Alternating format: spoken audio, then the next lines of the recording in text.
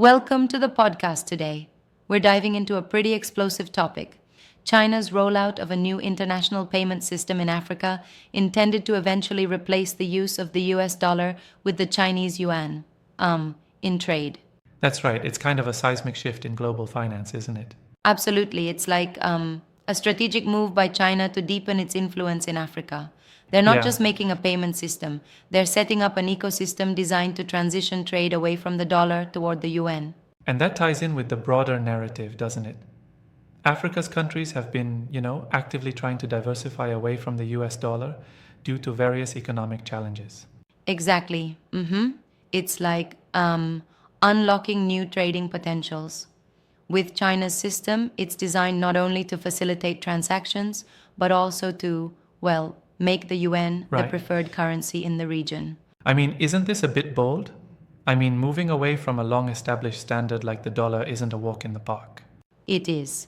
But when you look at it, many African nations are eager for alternatives to the dollar, especially given the recurring volatility and some policy strings attached to the dollar Yeah, system. absolutely.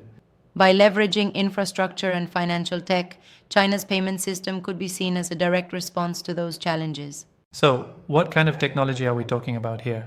Is it similar to SWIFT or entirely different? Oh, good question. It's actually crafted as an alternative to SWIFT. Basically, China's building its own cross border payment system that circumvents or at least softens the SWIFT dependency. This means they can Right. manage transactions more directly and potentially reduce the friction that comes from SWIFT's established network. Interesting. So it's not just a simple currency swap, there's a whole layer of financial infrastructure being redefined here. Exactly. And it's like a whole new playbook. The system is being rolled out in stages. Initially, it targets key players like Egypt and Angola, which are strategic trade partners. Eventually, Yeah. it'll extend to cover almost all trade between China and African nations. I wonder, though, what about the international backlash? Some might argue that this undermines the global dominance of the US dollar. What do you think? That's a valid point. It's definitely going to ruffle some feathers, especially in capitals like Washington. But if you think about it, the US has, over time, been somewhat distancing itself from Africa's economic dynamics. So, in a way, it's like China is filling a void that the US has left, even if indirectly. That's a provocative take. I do want to challenge that a bit, though. Isn't it too presumptive to say the US is pulling away entirely? Aren't there still significant investments and political ties in Africa? Absolutely. There are investments and political ties, but the narrative here is about monetary influence. While the US still plays a role, China is creating a robust alternatives pathway that could shift the balance. Yeah, I see what you mean. I suppose then it's less about a direct confrontation and more about offering a compelling alternative that many African nations might find more appealing, right? Precisely. It's like offering a new menu option at a restaurant.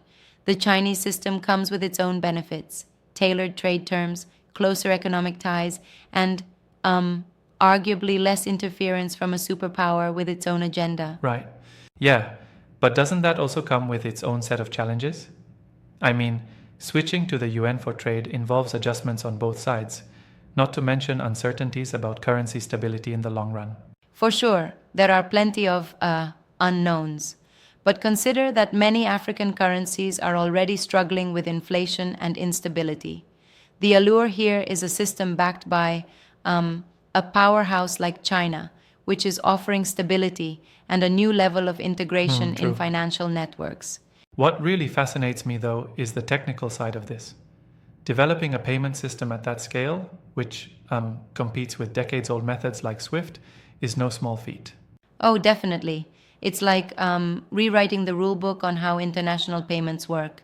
They've got to ensure security, reliability, and speed, all while managing an infrastructure that spans multiple continents.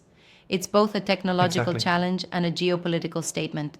And speaking of geopolitical, it's amazing how China is using this as a sort of leverage point in its broader global strategy. You could even say it's a kind of economic soft power, right? Right on. Soft power, essentially through payment systems, can change the dynamics of international trade. This isn't just about money, it's about influence and, well, strategic positioning on the world stage. Yeah, absolutely. I'm also curious about the role of BRICS in all of this. There's some buzz that this move could signal a shift toward a more multipolar global banking structure. Thoughts? Yes, this dovetails pretty well with the BRICS narrative.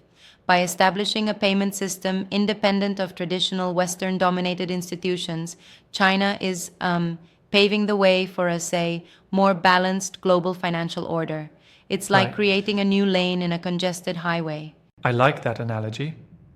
But, isn't there a risk of fragmentation in the global financial system?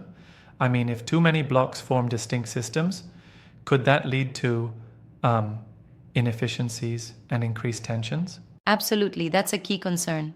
A fragmented financial ecosystem might create friction in international trade. However, the design of China's system seems to be intentionally interoperable to some extent with existing frameworks.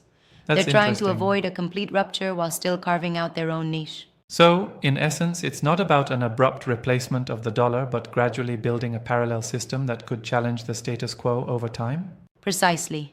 The rollout is incremental. Initially, it's testing the waters in regions where the Chinese influence is strong.